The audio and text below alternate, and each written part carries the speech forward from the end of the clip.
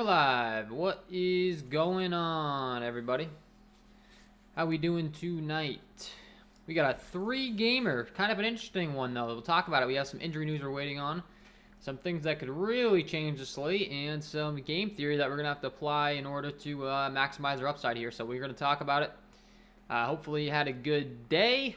Hopefully you're ready to take this slate on.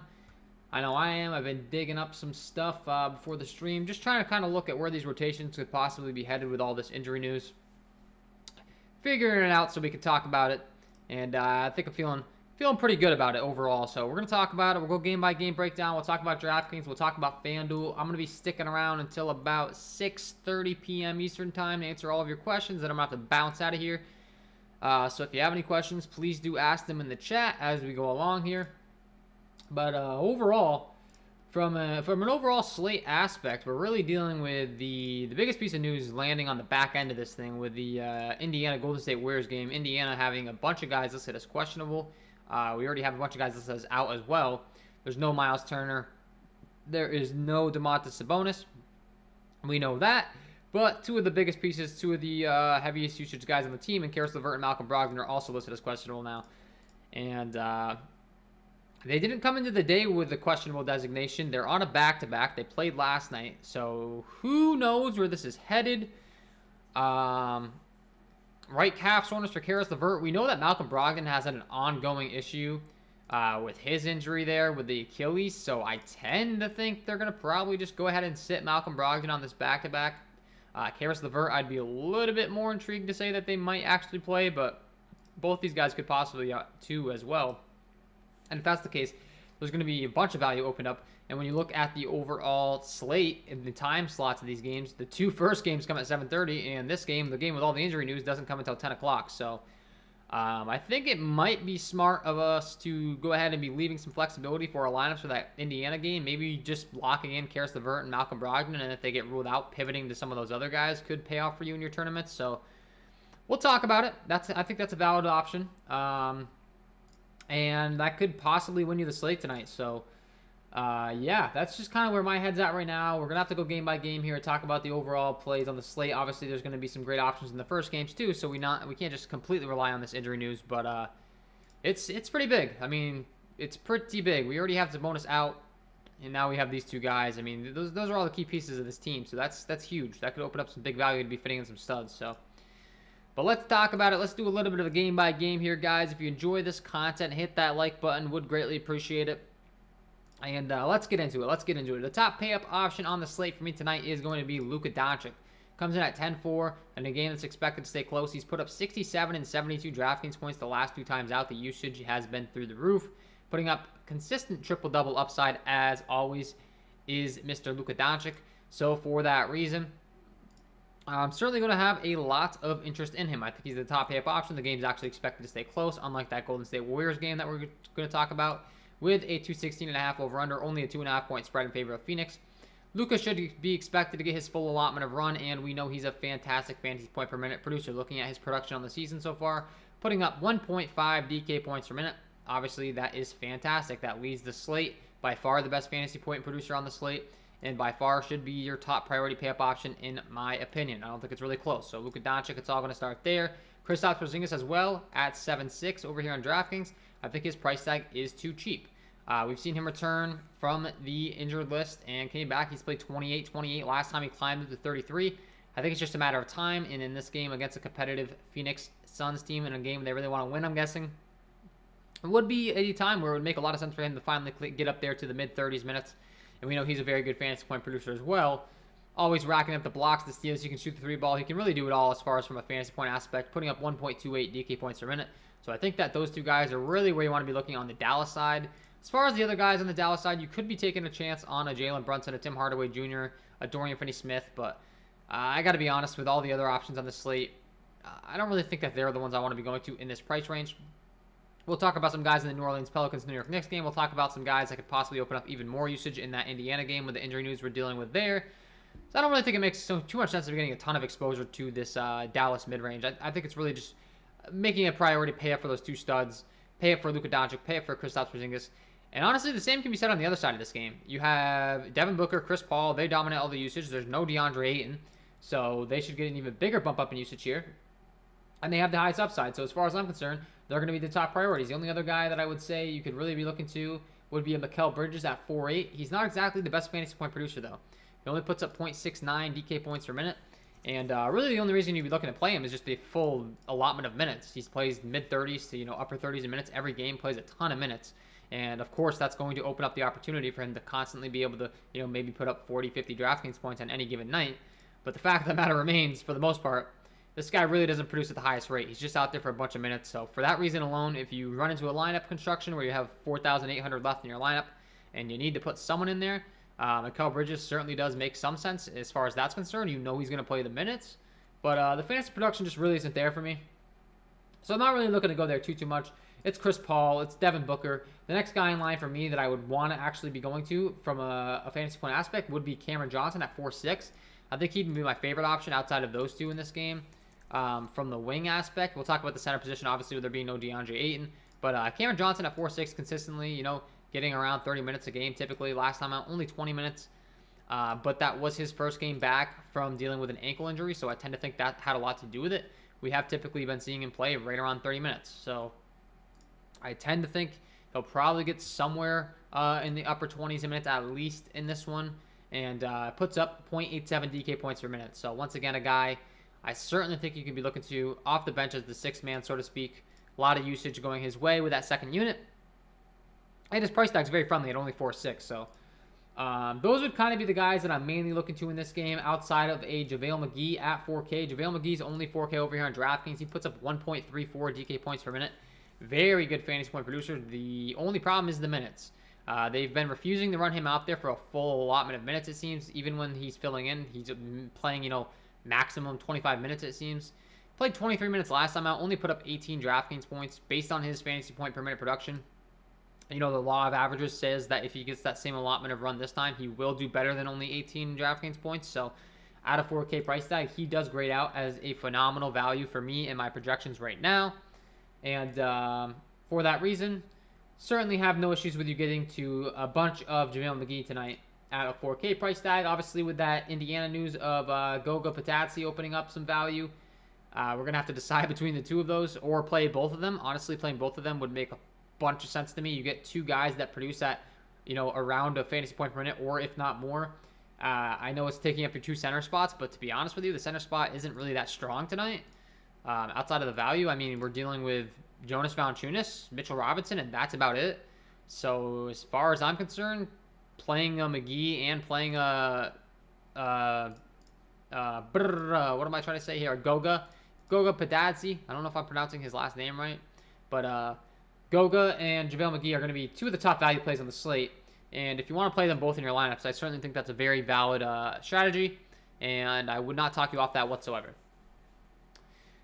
Camilo says, JaVale McGee or Goga. So I just went over that. I really like both of them. If you made me pick, if I had to pick, I think I'm going to go with Goga just based upon the fact that the Indiana Pacers have a bunch of guys out. There's no Miles Turner or Domantas Sabonis, so I think he's locked into more minutes.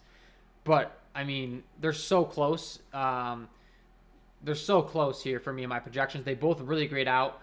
Honestly, I think it's smart to play both of them. I really do. I mean, and the only thing I could see going wrong where if playing both of them could really hurt you in your tournaments would be, well, first of all, if JaVale McGee gets a foul trouble or something and Bismack Biyombo comes in at 4K, that would be a problem, obviously. The pivot to Bismack is a valid approach here. But the other problem would be if the pay-up option, the lone pay-up option at the center position tonight, which is Jonas Valanciunas, if Jonas Valanciunas goes out there and puts up 60 or something and you don't have him, that could become problematic. But even if you don't have him and he puts up 60, and let's say those two value centers put up like 40, and you have Luka Doncic and other pay-up options, I don't think it's going to kill you whatsoever on this slate tonight. So it's something that I'm willing to entertain. If I had to pick with one of those, I'll go with Goga just because I think his minutes upside is locked in a little bit more than JaVale. But from a projection aspect, they're very, very similar for me. I actually have JaVale McGee grading out as the better play for me right now because I'm projecting Goga on the low end of minutes just to be careful here because we don't know this Indiana Pacers news yet. That could definitely change the more guys that get ruled out. Goga's going to get a few more minutes. So, but regardless, if you're asking me, you got to go with Goga. The game's expected to go into a blowout most likely. He's a guy that typically doesn't get a lot of minutes. I don't think they're going to have an issue running him out there for a bunch of minutes. You know, it's not like he's a veteran or someone that's part of their rotation all the time. So I think there's a lot of minutes upside for him. It's kind of locked in, solidified. So for that reason, long answer, but you follow me. I would go Goga. Brizzy says, would you play Book and CP or Luka in one of the two Suns studs on DK? If I had to pick one of those, definitely Luka and one of the Suns studs, because I think Luka's like the worst fade on the slate. I think Luka is a big priority for me. He's the top fantasy point producer on the slate. He's expected to be stay in a close game. He's consistently got triple-double upside. I think he's going to be the top scorer on this slate by a pretty wide margin, and for that reason, it's a priority for me to get Luka in my lineups tonight. So I would certainly go with Luka in one of the Sun studs there. All right, New Orleans Pelicans taking on the New York Knicks, the next game that we have here. So this is a game that I think you can be loading up on. We talked about not really targeting the secondary options on the Dallas Mavericks, and the big reason I say that is because I think we're seeing the famous Tom Thibodeau rotation now finally engaged in New York, where all these starters, he's just running them in the ground. The bench minutes aren't really being played, too much. We saw Kemba Walker come back and be quote-unquote limited last time out, and he played 30 minutes. I tend to think that's a pretty good sign for him going forward, that those minutes should be even higher in this next rotation. And overall, we've seen the New York Knicks' entire starting rotation really start to play a ton of minutes. So this is a spot I'm really going to want to be getting some exposure to. The New Orleans Pelicans are terrible defensively all season long. Looking at my premium content, defensive half-court and putbacks tool over here, as far as the New Orleans Pelicans are concerned, they grade out as the 25th overall team in points per possession rank, 30th dead last in half-court points per play rank. And then when you look at the defense transition stats that I have over here, New Orleans not quite as bad in transition. They're actually like one of the best teams in transition as far as points per possession. I tend to think that just has to do more with their play style, not their defense. They're kind of a little bit on the slower side in allowing more points to be scored in the half-court setting.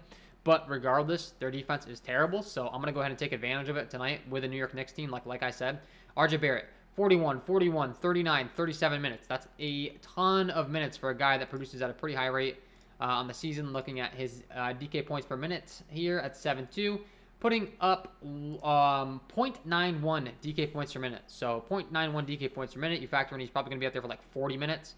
And the upside's for more. So for me, going to be a fantastic play. And the same can be said for all these New York Knicks starters. Julius Randle, 9-1. He went out there and played 39 minutes last time, 56 DraftKings points. Have a lot of interest in him. Alec Burks coming off the bench now at 6'2". We've seen his minutes cut way down. So for me, that's an easy fade. I'm not going to go to him. I'm going to go to the starters. I'm going to go to Kemba Walker and Evan Fournier.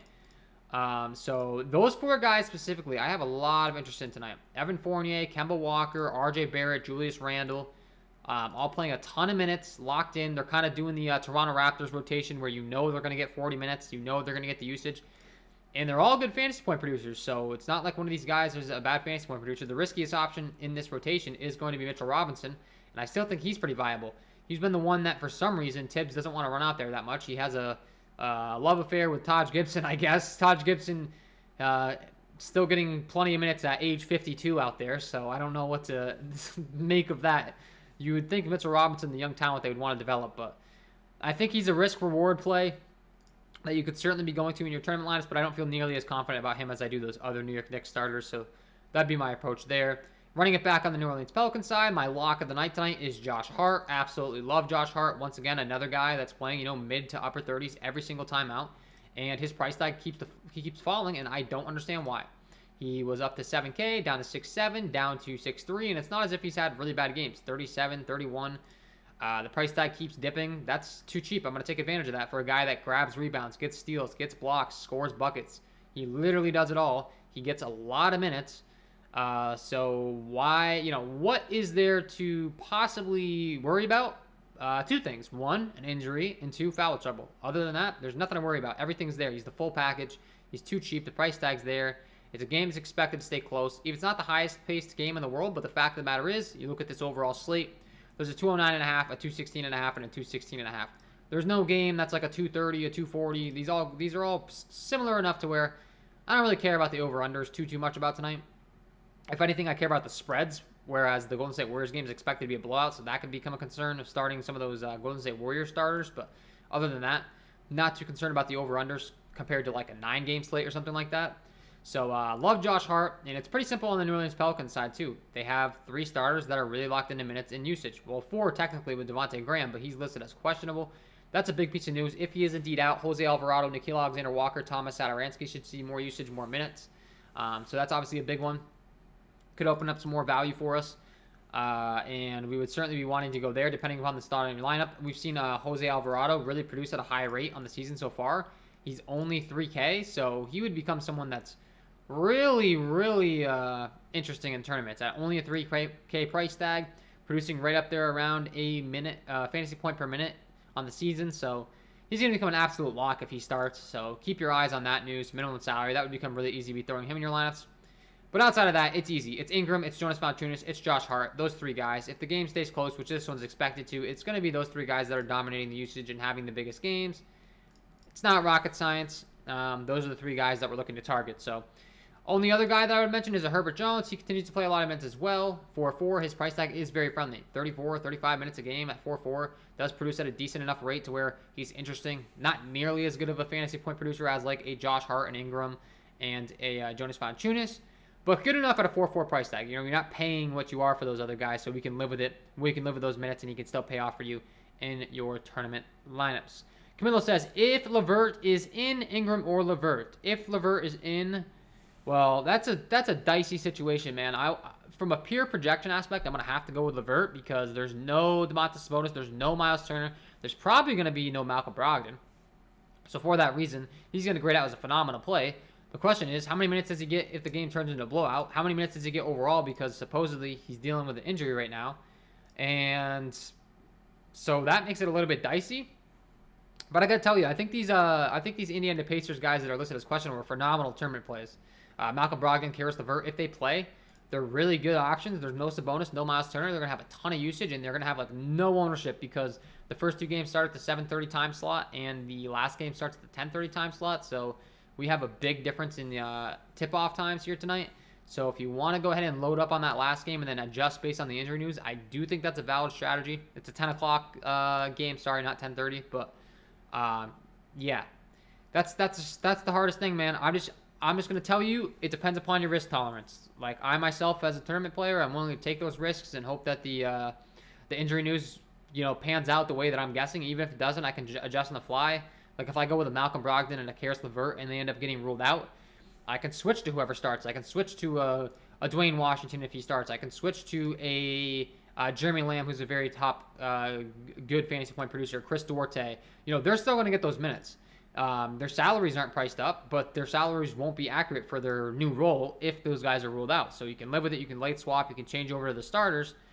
And that's a great way to get some leverage in tournaments. And that's honestly how you win all the big money. So I myself, I'm going to be getting a little risky with this Indiana Pacers news tonight. I'm going to just take a risk on, who's going to be in and out and adjust to the news.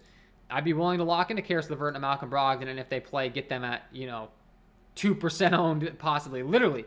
Because people are going to be scared, man. This is not a normal slate. You have a 7:30, a 7:30, and a 10 o'clock. People are not going to want to play Malcolm Brogdon and Karis LeVert. They're probably already assuming they're out. I myself am kind of assuming they're out. And we just got an update that Coach Green added that Devontae Graham went through shoot-around today. So I would assume Devontae Graham's in. Typically speaking, if they go through shoot-around, they're probably good to go. If they don't go through shoot-around, they're probably not too good to go. So I think Devontae Graham's going to be in. So I'm going to assume we don't get that New Orleans Pelican value, which is going to open up my ability or my willingness to go to that possible Indiana Pacers value even more, or playing it as if there's Malcolm Brogdon or Karis LeVert in. Obviously, the only downside to playing a Karis LeVert and a Malcolm Brogdon is they are taking up your salary. So if for some reason they're ruled out and you could have gone to another guy around the same price range, like let's see, they're priced at 7.9 is Karis LeVert. Like let's say you could have gone to a Jonas Valanciunas instead of Karis LeVert, and Karis LeVert gets ruled out, then you're stuck with like hoping that one of these Indiana guys matches Jonas Valanciunas' score. So, you'd be like stuck with a Chris Duarte at 4.3, hoping he can put up, 40, 50 or whatever Jonas Valanciunas does, which he's shown he's capable of doing. So, once again, I don't think it's the end of the world. He'll probably go lower owned than he should be. 47 DraftKings points last time out. Pretty good fantasy point producer. He's only 4.3. You're going to end up with a lineup with a bunch of salary left on the table if you try to go with Karis LeVert and Malcolm Brogdon and they get ruled out. But once again, the salaries for these Indiana guys won't be appropriate if that's the case. If DraftKings could release the pricing when all that news came out and adjust the plays, Chris Duarte would probably shoot up to like 7K or whatever the case may be. So you can live with that. Let's see. Porzingis or Randall on DK tonight? That's a good question. Let's go ahead and pop up the projections so I can give you an exact answer. Kristaps or Kristaps would be the one that I'm looking to.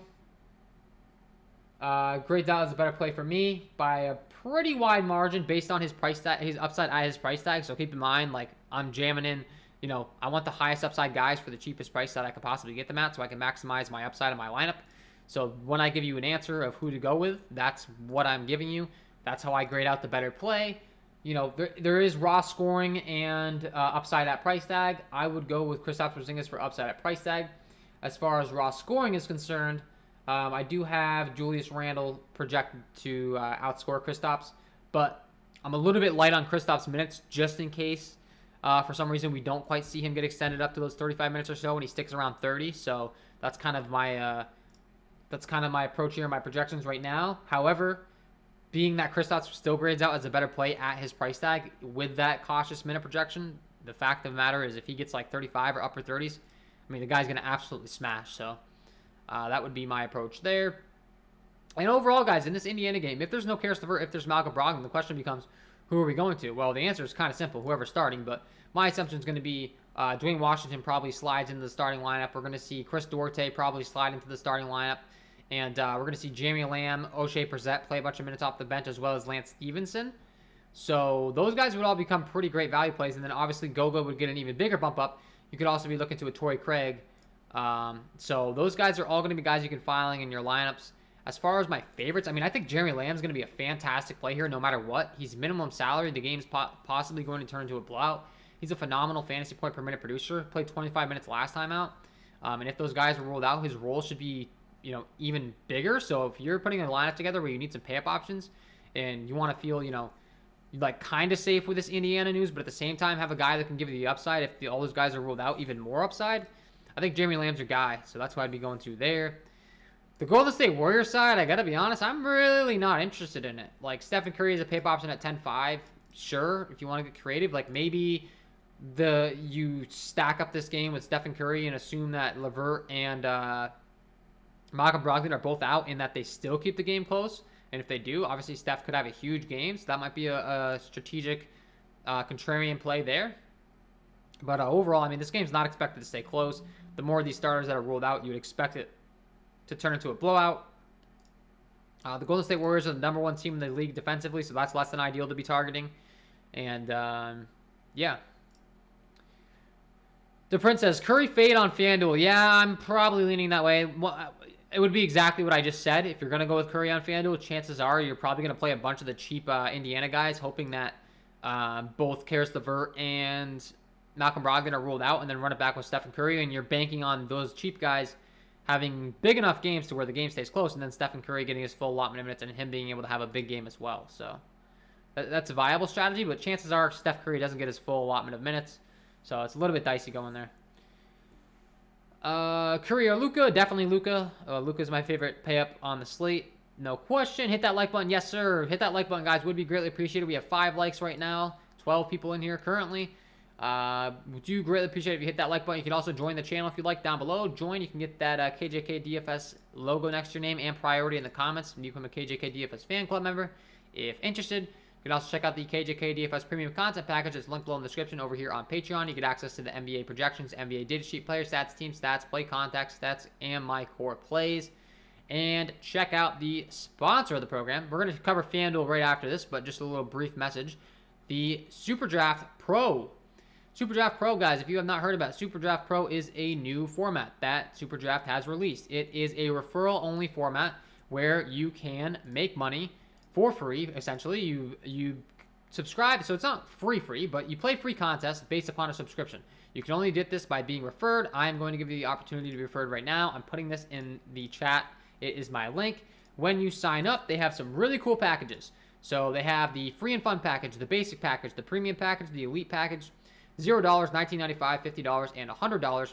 Obviously, the more expensive package that you get, the more perks that you get. They also have a sports book. It's a free sports book right now based upon virtual currency. And with that virtual currency, you can cash that in for like getaway vacations, like golf outings, PS5s, Visa gift cards, Amazon gift cards, all that fun stuff. So they're doing some really fun stuff with that. They're expected to turn that into a full-blown sports book eventually as well in the making. So all you got to do, guys, is use that link down below in the description. Use that link in the chat.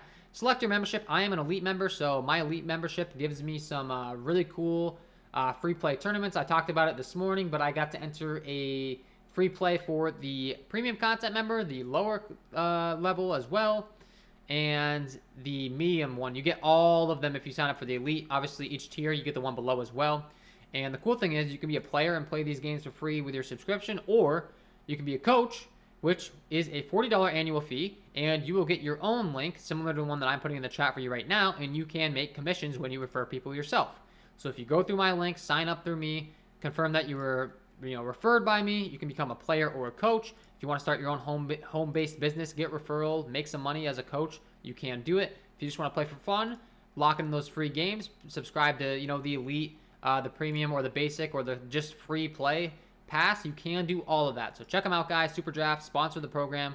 Excited to be partnering with those guys. They got some really fun stuff going on over there.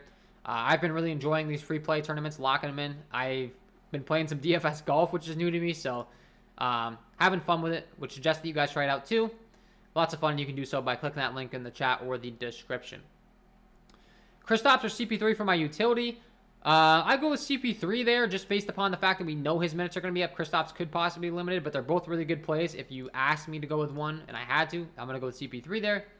When you say you don't like Golden State, you don't like Kuminga either. Kuminga would be my favorite play out of all of them because Kuminga's run's probably the most solidified based upon the fact that he's a young guy that they're trying to develop. He's the cheapest of them as well. So I do like Kuminga the most. So good point. I'm glad you asked that. Kuminga would definitely be my favorite option out of all those Golden State guys. All right, so let's head on over to FanDuel. Let's talk about some FanDuel on this slate tonight. Very similar, honestly. The entire, it's a 3-game slate, so the strategy around it's pretty similar. The only thing is on FanDuel, obviously, you only get one center position. So on FanDuel, at that center position, there is an opportunity cost. You can play Julius Randle, Kristaps Porzingis, Jonas Valanciunas. The thing is, though, at the power forward position, it's so thin that I have a feeling that paying up for Julius Randle and Kristaps Porzingis is going to be a popular strategy tonight. And I would be lying to you if I said that I don't think that's a smart strategy, because the fact of the matter is the position is so terrible that you're probably going to want to lock in those raw points on such a small slate. There is a bit of importance at raw points. Obviously, upside's important as always, but raw points can make or break you on this type of a slate. So certainly going to be making a lot of sense to probably be paying up at the power forward position. I'd be lying to you if I said it didn't make sense. I mean, you can go down to a Herbert Jones, a Jay Crowder, a Kevin Looney, a Kevon Looney if you'd like to. All these guys are viable plays, but for me, I got to be honest. I think it's kind of stupid to be doing that.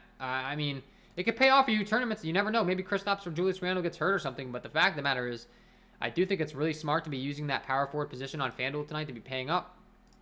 At the center position, you could also lock these guys into the center position, though, if you wanted to lock a Julius Randle or a Kristaps and then maybe pay up for one of them at the power forward and then go down to a cheaper one. That's viable as well. But once again, you have an opportunity cost because you have Jonas Valanciunas, who's only center eligible. He's a decent play tonight. You have Bismack Biyombo, who could possibly get a lot of run if JaVale McGee gets in foul trouble. You have a Goga Bitadze, who's now getting a big bump up with there being no Domantas Sabonis or Miles Turner, and he's a very good fantasy point producer. You have a Mitchell Robinson, who, like I said, is a little bit of a risky option. He's a little bit hit or miss, but he does get a ton of blocks, which is fantastic on FanDuel, where you get the 3 points for blocks and steals. That can go a really long way for you on a site like FanDuel. If he goes out there and racks up, we've seen it. Last time out, he had a big game. He played 31 minutes. He had 4 blocks, 1 steal, and he ended up with 39 FanDuel points. If you look at the rest of his game log, not too great. You wouldn't expect 39 FanDuel points. He put up 13 points and 11 rebounds. That's decent. But that's, what are you looking at? Mid-20s fantasy points? But then you factor in those blocks that he gets on a site like FanDuel. That goes a long way. You get those 3 points. So Mitchell Robinson, certainly going to be an interesting tournament play. Very risky, but he's viable. And then, of course, JaVale McGee. JaVale McGee is still going to be a fantastic value play. He's a little bit risky. The minutes haven't quite been there.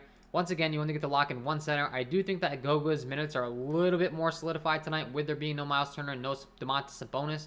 So I would say he's the quote-unquote safer option of the two. They're both kind of not the safest option. I mean, Indiana could go small if they wanted to with guys like Jeremy Lamb, O'Shea Brissett, all that stuff. They don't have to run Goga a bunch of minutes, but that game's also expected to possibly turn into a blowout. So I do think that Goga's the preferred option. But I mean, JaVale McGee's putting up 1.33 FanDuel points a minute. That's absolutely phenomenal. He seems to be a buster and just absolutely goes off. I'm willing to take the risk that this is the night he goes off and lock him in. Small forward position, paying up for Brandon Ingram, but Karis LeVert obviously going to be viable. Once again, Karis LeVert being questionable, his ownership's going to come in really, really low, and if he's in, his usage is going to be through the roof. I'm tending to think that Karis LeVert has a much better option of suiting up tonight than a Malcolm Brogdon. Malcolm Brogdon's been dealing with that Achilles injury for who knows how long now. I mean, the last few years, he's in and out, he's in and out, he's in and out, so I tend to think they're going to be cautious with Malcolm Brogdon. Karis LeVert, they could be cautious with as well, but of the two, I think it's a far more likelihood that he's in. Who knows? With the NBA, I could be completely wrong. Brogdon's in and LeVert's out, then I sound dumb, but there's a lot of reasoning there. I think it's much more reasonable to expect that LeVert's in rather than Malcolm Brogdon. And we talked about the Knicks guys. I mean, they're really cheap over here on FanDuel, so locking those guys in. RJ Barrett, Evan Fournier, Julius Randle, Kemba Walker, those four guys. I mean, they're really going to make a lot of sense to me. They're getting a lot of minutes. They're getting a lot of usage. They all produce at high rates. And over here on FanDuel, the pricing's a joke. 5.5 for Kemba Walker, 6.5 for RJ Barrett. Evan Fournier's at 5.6. Julius Randle's at 8.7. It's just too easy to be locking those guys in. It's really easy to do. They get a great matchup taking on a New Orleans Pelican squad that ranks dead last in the league in points per possession, or not points per possession rank, but half-court points per play on my defensive half-court and putbacks premium content tool over here. So, I mean, it's just everything lines up for the Knicks to just absolutely smash. It's pretty easy to be locking them in. The minutes are solidified. It's becoming a Toronto Raptors situation where, you know, they're playing all their guys 40 minutes. You know they're playing 40 minutes. And the only difference is the Toronto Raptors guys are actually priced up enough to where, you know, it's a problem. The Knicks guys, that just hasn't happened yet. So, love them. Luka Doncic is a huge priority for me. I said it. I think you should have Luka Doncic in all your lineups tonight. I mean, if you're playing a bunch of lineups, obviously you're probably not going to have him in some of them, but phenomenal pay-up option, top pay-up option on the slate in my opinion by far. I think he's going to be the top Ross point scorer in the slate by far. I think you're going to have a really hard time winning a tournament tonight without Luka Doncic, so that's going to be my approach tonight. And yeah, I mean, that's where I'm kind of headed. And then obviously it comes down to that last game. Are these guys going to be in? If not, you know, you can take a risk on Justin Holiday, Chris Duarte, Lance Stevenson maybe at 4.6, O'Shea Brissett at 3.7. Jeremy Lamb's the minimum salary over here at 3.5. He could get more minutes. Torrey Craig's also the minimum salary over here. Dwayne Washington is also the minimum salary. So, I mean, maybe load up on all these cheap guys and just pay up for all the pay-up options and have a different lineup than everyone else from the field. You know, that's a possible strategy. FanDuel's making it really tough on you with that mid-range being so strong because the price tags just aren't, they're too easy to be fitting these guys in the mid-range. Josh Hart, my lock of the night at 6.5, way too cheap for a guy that's going to play mid to upper 30s in minutes and gets the job done in all facets of the fantasy scoring columns. So, FanDuel, they're really making it easy on you. It's easy to get all these guys in your lineups. And, yeah, it's just going to come down to strategy. What do you think is going to happen that last game? What do you think is going to happen for injury news? Building a lineup with a narrative around it. And if you do that and then everything kind of comes together and goes the way that you were expecting it to, you know, you could find yourself at the top of the leaderboard. So that's going to be my approach tonight. I think that should be yours. And that'll go on both websites. So, all right, guys, I'm going to answer all your questions, but before I do, if you're enjoying this content, hit that like button, subscribe to the channel, hit the notification bell so you don't miss any future content that I upload. You don't miss when I go live. I'll be here all NBA DFS season long, breaking down these NBA DFS slates to help you guys become better NBA DFS players. Help you guys win some money night in and night out. That's the goal of this channel. And help you with anything you need. Questions in the chat. I'm going to answer them right now. Let's talk about it. Which two Knicks would you play tonight on DK? All right, let's pull it up. Two Knicks on DraftKings. If I had to pick two Knicks on DraftKings, my assumption, I already know, but I'm just going to pull up the pricing so we get a visual on it. So we have Julius Randle at 9.1, RJ Barrett at 7.2, Alec Burks at 6.2, Kemba Walker at 6.1, Evan Fournier at 5.5. Honestly, from an upside at their price tag aspect, like, obviously, you're going to have to pay up for some some pay-up options, which Julius Randle would fit that role very, very good at 9-1. I mean, he's going to be a great guy to go to. But from a fantasy upside at their price tags, I mean, Kemba Walker at 6-1 and Evan Fournier at 5-5 are just phenomenal plays. Like, they both have 40, 50 fantasy point upside, and they're priced as if, their cap is like 30 fantasy points. So, it depends upon roster construction. I don't mean to avoid your question, like if I had to pick two, but the truth of the matter is the top pay-up option is obviously Julius Randle. I really like all these guys. But, fitting in a guy like a Luka Doncic for me is a big priority on this slate. So playing an Evan Fournier and a Kemba Walker in your lineup to be able to get up to a Luka Doncic makes a lot of sense for me. Because Luka's my guy tonight as far as a pay-up option. Number one pay-up option on the slate, hands down. Not even a question for me. Big priority, so... yeah, I'd go with Evan Fournier and Kemba Walker and be loading up on some Luka Doncic tonight. You like Fournier? Yes, I do. CP3 or Book tonight? I like CP3 better for upside at his price tag. However, Booker has more upside when he gets hot. Booker's more scoring reliant, so once again, you kind of have to factor in. I don't know if you're playing tournaments or cash games. My answer is going to be Chris Paul because he's priced cheaper and he has similar upside as Devin Booker on any given night. Although most of the time, if there's one of these guys scoring 70, it's Devin Booker. We saw him do it last time out.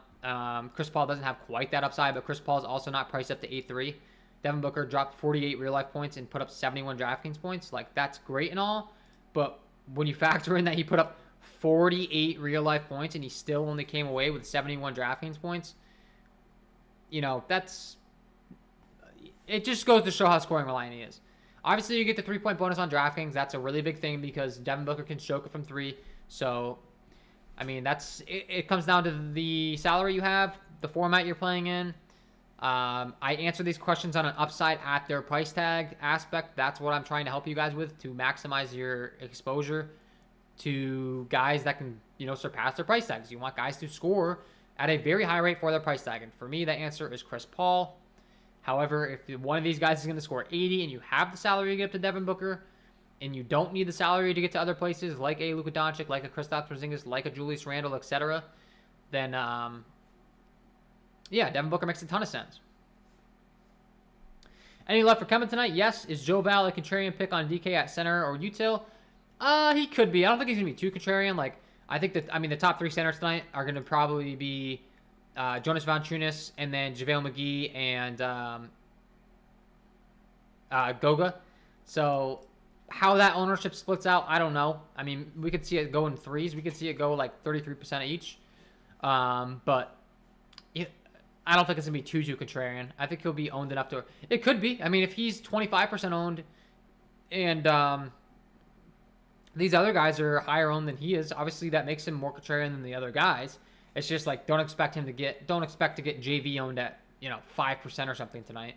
That's just not going to happen. But on a 3-game slate, it could be a 20% owned guy that is contrarian. So, Luka for raw points on DK. Any run back on the Sun side? Luka for raw points, hands down my top pay-up option. On run back on the Sun side, it's Devin Booker, it's Chris Paul. If you can play both of them in your lineups, I don't hate it. They are a little bit negatively correlated.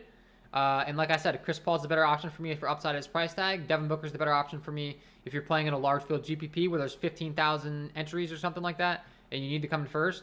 I mean, Devin Booker's the type of guy that can go out there and put up 70 DraftKings points like we saw it do last time. So, then it would make sense to be getting him in your lineups.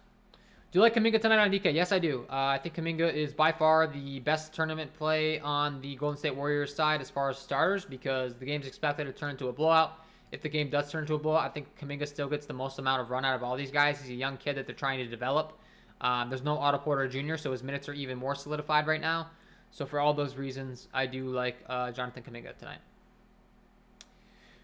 All right, guys, it's 6:25. I'm going to be hanging out here for another 5 minutes answering all your questions. If you have any questions, please do ask them in the chat. If you're enjoying the content, hit that like button, subscribe to the channel, hit the notification bell so you don't miss any future content that I upload. And if you are interested in some premium content, I do offer premium NBA projections, core plays, and other tools. Link below in the description. And sign up over there on Super Draft as well, the sponsor site, and Parlay Play. Parlay Play, still a sponsor of the channel. We'll be bouncing back and forth between Parlay Play and Super Draft. If you haven't checked out Parlay Play, check them out as well. That's linked below in the description. I appreciate both of those guys supporting me, working with me, all that fun stuff. And appreciate you guys supporting me. Anyone that's left a comment, left a like, asked a question in the chat, do greatly appreciate it, guys. And we got crunch time here, 5 minutes left on the stream, so I would love to answer any and all questions you have. Please keep them coming, and I will gladly help you out. A little bit of a review. If you're just tuning in, Luka Doncic is by far my top pay option on the slate tonight. 10-4. I think it's a big priority for us to be getting Luka Doncic in. I think that these websites are making it very easy on us to do so. We have some cheap Knicks guys that are playing, upper 30s minutes per game. We have some potential even more value in that Indiana Pacers game where we already have value. Opening up with a Goga, there could be even more guard usage, guard minutes to go around in that one if indeed there's no Karis LeVert and no Malcolm Brogdon. I mean, it's just too easy to get Luka in your lineups tonight. And like I said, I think playing Goga and JaVale McGee is a viable strategy tonight. So if you lock him in, you lock JaVale McGee in at 3.7, 4K. You have two starting centers with Luka Doncic in your lineup. You still have 6,300 per player. I mean, it's very easy to be doing that tonight. It's too easy. If you want to fade Luka, go for it. I think you're playing with fire. But on a 3-game slate, maybe Luka Doncic, really highly owned, and you're able to surpass the field by not having him. I don't really see that happening. Like I said, I really like Luka. I'll be having him in all my lineups, but if that wants to be your approach, could pay off for you. Luka's by far the top fantasy point producer on the slate.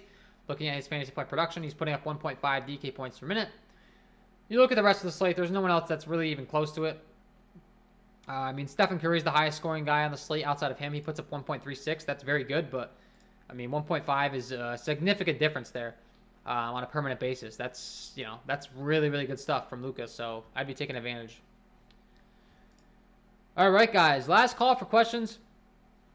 If you have any, please do ask them. If you haven't checked out the sponsor of the program, guys, check it out. Use my link down below in the description and check out Super Draft, guys. You can sign up for a subscription today. You get free contests all month long. If you're a good fantasy player, if you've been playing DFS for a while, you're confident in your abilities, the Elite Pass is well worth it, guys. I'm telling you right now, I got the Elite Pass. It's $100 a month. You can win that in a night very quickly with the free contest that they're offering over there.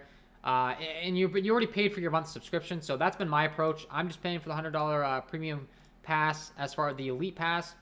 And I'm having a lot of fun with these tournaments. Right now, I'm in a PGA tournament. I can pull it up on the screen. And the thing is, if you're an Elite member, you get access to the premium contest, the basic contest, and the free and fun. If you're free and fun, you kind of put in your different secondary category, but basic, you get access to just the basic. Premium, you'll get access to the premium and the basic contest. Elite, you get access to all of it.